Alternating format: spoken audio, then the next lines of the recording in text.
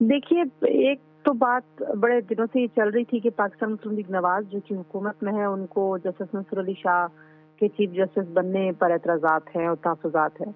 और पाकिस्तान तहरीक-ए-इंसाफ जो है, वो जस्टिस मंसूर अली शाह साहब को चीफ जस्टिस बनाना चाहती थी, तो वो अपनी जो सियासी जद्दोजहद है, अदलिया की आज़ादी के इर्द-गिर्द, वो भी एक शख्सियत के गिर्द घूम रही थी। और शायद जो तरमीम को लेके भी एक एतराज़ था हुकूमत पर कि ये किसी शख्सियत को लाने या किसी शख्सियत को रोकने या ना लाने के लिए सारी एफर्ट हो रही है। तो दो चीज़ें बड़ी अहम हुई। एक तो ये हुआ कि काज़ी फ़ाइज़ ईसा साहब जो हैं, क्योंकि बहुत सारे लोगों का ख्याल था कि हुकूमत उनको रोकना चाहती है, तो वो हुँ। तो अपने वक्त पे रिटायर हो रहे हैं। और जो आइन में तरमीम हुई, अब उस तरमीम के बाद जो तरीक़ाकार तय हो गया, उसके मुताबिक पार्लिमानी कमेटी ने 2/3 अक्सरियत से याह्या अफरीदी साहब का नाम जो है वो नामज़द किया उनको। और अभी जो वज़ारत कानून के ज़राए वो कह रहे हैं कि आज ही जो ये मामला है, वज़ीर-ए-आज़म साहब इस पे दस्तखत भी कर देंगे, क्योंकि 25 को काज़ी फ़ैसल साहब का आखिरी दिन है।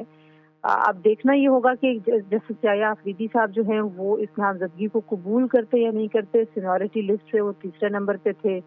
और जो पार्लिमानी कमेटी में बहस-ओ-मुबाहिसा हुआ है, उसमें तीनों जजेस के प्रोफाइल को, उनके सीवी को, जो अहम तरीन केसेस में इन जजेस की तरफ से जो एक पॉइंट ऑफ व्यू सामने आया, जो इन्होंने पोजीशन ली कानूनी, उस तमाम जो पहलू हैं उनको जो ज़राए हैं कमेटी के, वो कहते हैं कि बहुत तफसील से और बड़े ओपनली डिस्कस किया गया है।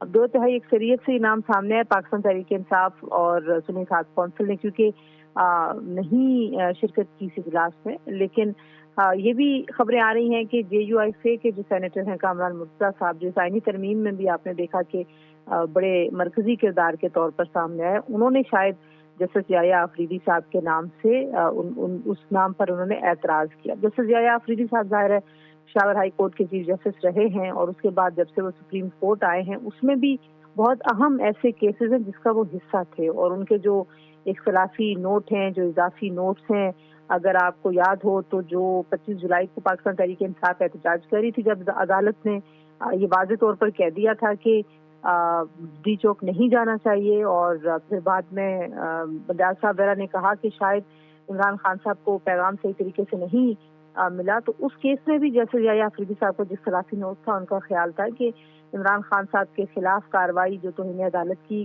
करने का काफ़ी मवाद अदालत के सामने है। तो बड़े अहम केसेस का वो हिस्सा रहे हैं। फिर आपको याद है कि जो 6 जजेस के खतूत का मामला था, जब उस वक्त भी बेंच बना था, तो याह्या अफरीदी साहब उसका हिस्सा थे, लेकिन फिर वो अगले दिन उस बेंच से अलग हो गए थे।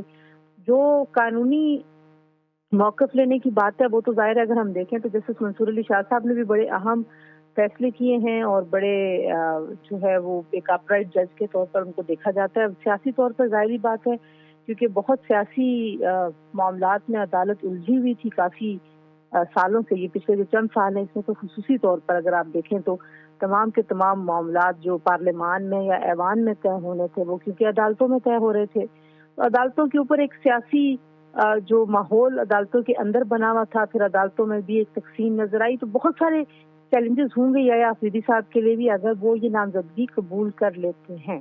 ज़राए यही दावा कर रहे हैं कि उम्मीद है कि वो ये नामज़दगी कबूल कर लेंगे। और ये भी हो सकता है कि उनसे जो बिलवास्ता तौर पर जो है, उनसे इस बात की कॉन्सेंट भी ली गई हो। हुँ। लेकिन अगर वो नहीं कबूल करते, तो फिर हुकूमत के पास जो आईनी तरमीम है, जो सेनेट से पास की गई है, उसके बाद फिर जो है वो सिर्फ एक ही ऑप्शन जो है रह जाता है कि वो जो दीगर 2 जजेस हैं, उनमें से किसी एक को, यानी कि जस्टिस मंसूर अली शाह और जस्टिस मुनीब अख्तर में से किसी एक को फिर वो चीफ जस्टिस बनाएंगे। तो ये जो मामला है सारा का सारा, अब देखते हैं कि जब समरी पे दस्तखत हो जाता है या उससे पहले ही कि जस्टिस याह्या अफरीदी साहब जो है इस नामज़दगी को कबूल करते या नहीं करते। फिर आप ये भी देखिए, क्योंकि 3 साल की ये मुद्दत है, तो जस्टिस याह्या अफरीदी साहब जो हैं वो 63 साल की उम्र में रिटायर हो जाएंगे चीफ जस्टिस के तौर पर, और जज के तौर पर भी। अगर वैसे वो रहते तो शायद उन्होंने वैसे भी बनना था चीफ जस्टिस, लेकिन जस्टिस मंसूर अली शाह साहब और जस्टिस मुनीब अख्तर साहब के बाद बनना था चीफ जस्टिस।